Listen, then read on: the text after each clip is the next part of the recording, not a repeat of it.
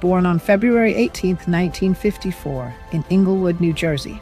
The youngest of six in an Irish-American family where performance wasn't just encouraged, it was expected. His mother, Helen Cecilia, was an actress and singer who had appeared in radio vocal groups. His father, Salvatore, was a semi-professional football player turned tire salesman. But it was Helen who shaped him, who saw something in her youngest son and pushed him toward the stage before he could barely read. He dropped out of high school at 16 and moved to New York City. By 18, he had a role on Broadway. By 21, he was Vinnie Barbarino on Welcome Back, Kotter.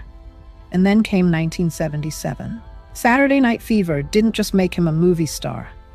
It made him a cultural phenomenon. The white suit, the disco moves, the swagger. He became the embodiment of an entire era.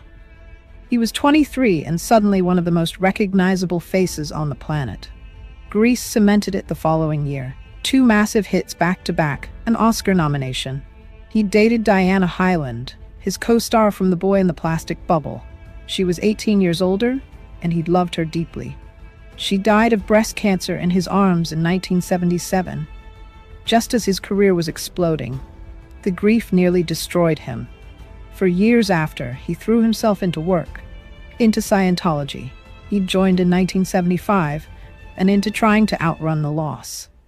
Then in 1987, on the set of The Experts, he met Kelly Preston. Kelly Kamalehua Smith was born on October 13, 1962, in Honolulu, Hawaii. Her father drowned when she was 3. Her mother remarried, and Kelly took her stepfather's name before changing it to Preston when she started acting. She'd appeared in Mischief, Twins, Secret Admirer, not a megastar, but working, building a career. She was engaged to Charlie Sheen at the time, an engagement that ended after an accidental shooting incident at his house in 1990. But by then, she and John were already together. They married on September 5, 1991, in Paris. A Scientology ceremony at the Hotel de Crillon, followed by a second in Daytona Beach to make it legal. John was 37. Kelly was 28. And for the first time since Diana Hyland's death, John Travolta looked completely happy. On April 13, 1992, their first child was born at Cedars-Sinai Medical Center in Los Angeles. They named him Jet, no middle name. John said the name came from his love of flying. He was already a licensed pilot with multiple aircraft. A name full of promise and motion for a boy who would grow up with the world at his feet.